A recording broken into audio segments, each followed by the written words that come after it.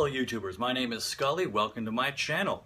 Basically, I enjoy movies, music, video games, and all sorts of shit. What better place to talk about it than on a social venue?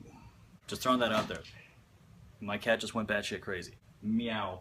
Anyway, so one thing I wanted to talk about today was the fact that a lot of bands break up at some point or other, and they always want to do a comeback years down the road. Two of the bands I'm going to talk about right now are Bush and LiVE. Both bands have actually recently come out with new albums. Both of them have kind of been on a hiatus for a while. Bush actually came out with their first new album back in 2011 called The Sea of Memories. It was the first album since their 2001 album Golden State. Now LiVE actually put out their last album back in 2006 with songs from Black Mountain.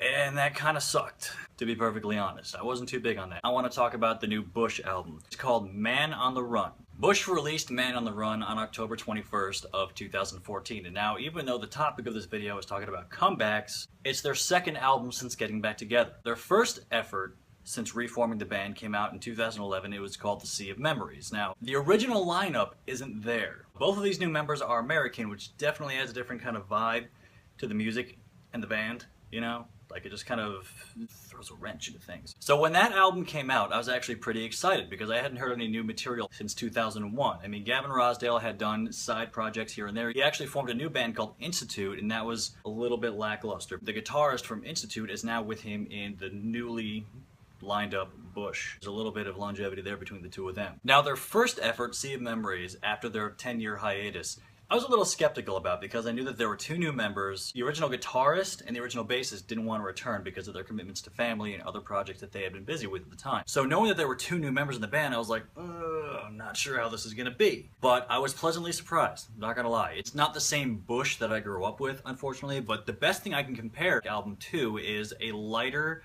more happy version of 16 Stone. So all in all, it wasn't bad. The songs and the composition, it was tight. The new guitarist is fantastic in the way that he goes through great pains to make sure that all their music sounds like it did on the album. And he has a lot of musical talent, but the overall feel was a little more upbeat, it was a little more happy and more positive, which, I mean, at this point in his life, he's married, he's got kids, things are going good for him. It's just different. It's overall just kind of different. When I heard they're coming out with another album, of course I got kind of excited because I was hoping they'd go a little bit further back to their roots and a little more of the grungy kind of, had a very raw sound to them. When Man on the Run came out, I was excited. I went on iTunes and I downloaded the shit out of that album and I could not wait to listen to it. And so I hooked it up to my car stereo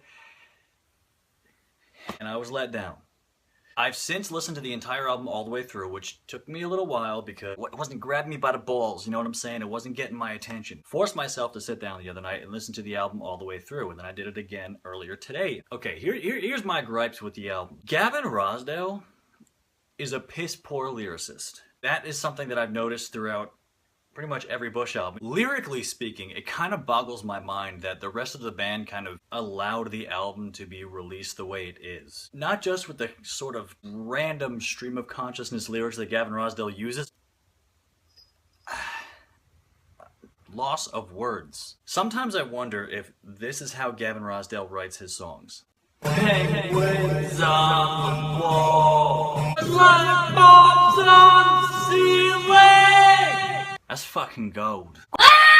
That was terrible, and I should probably never do that again, but you kind of get the idea, you know what I'm saying? One thing I think is kind of funny is the fact that when he did his solo projects, some of the songs that I listened to, and maybe I didn't listen to enough of them, they seem to have a certain cohesiveness that his efforts with Bush did not. So I thought maybe he was just growing as an artist, and I was like, all right, cool. You know, maybe he's actually figuring out how to write songs now. This album kind of shows that he doesn't still. He just kind of writes shit down. It just don't make sense. The lyrics don't really make much sense. The music on this album, the composition of the music is pretty solid, but the way that Gavin Rossdale chooses to sing the lyrics along with the music, it just doesn't quite fit. I mean, the music is bumping one way and then he's singing another way and trying to force the lyrics to kind of glide over the music, and it's just not working. It does not fucking work. It's just bad. It's bad. There are a few songs that I actually like on it. A song called The Gift, which to me actually sounds like the Bush that I grew up with a little bit. I mean, granted, it's not because I'm never gonna get that back. It just,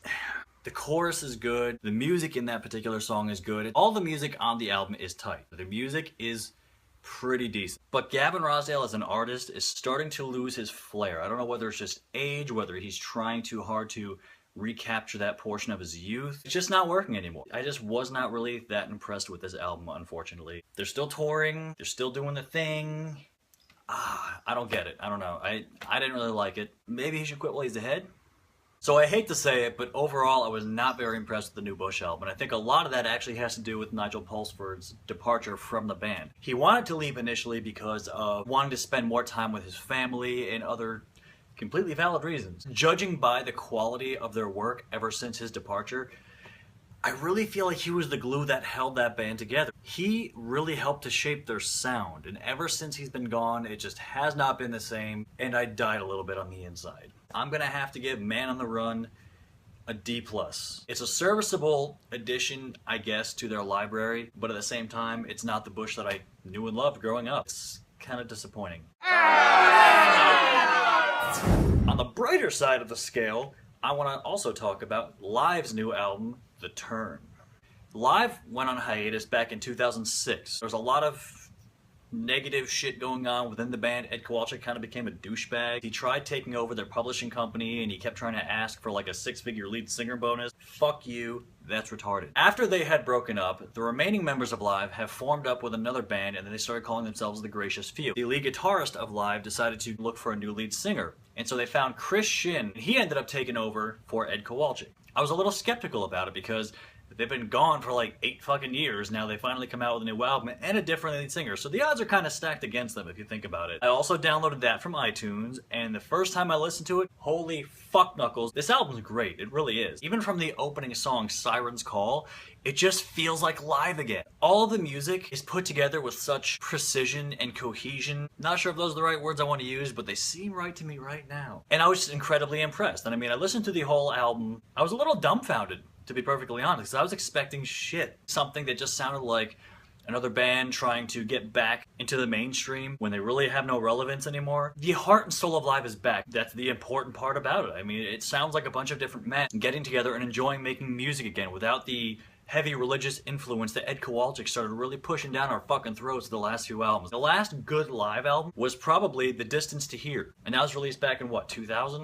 1999? Something like that. Back in the late 90s. That's when it fucking came out. That's the fucking point. I was just so excited. This band is finally back. And Chris Shin as a singer, he may not have the exact same vocal range as Ed Kowalczyk, but he gets pretty damn fucking close. And to be honest, there are a few songs where if you listen to it, he does kind of channel Ed Kowalczyk. That's neither a good thing or a bad thing, but it bridges the gap between the band before and the band now, if that makes any sense. I was very happy with the new LiVE album, to say the least. I would definitely recommend that if you're a fan of LiVE, you need to get this album. You need to get that sweet spot back in your soul of, these guys are fucking back. That's what it did for me anyway. It made me really happy, and I made my wife suffer through that too because she doesn't like any of the music that I listen to. So overall, if you're a huge fan of LiVE, get the album. I would rate this at a B+.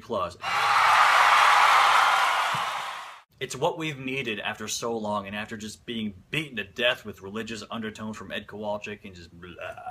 I'm not against any sort of religion. Do your own thing. I choose not to be religious, but at the same time. So if you're watching this and you've listened to either one of those albums, comment below and let me know what you thought about it. I want to hear what your opinions are. Maybe we can get into a discussion.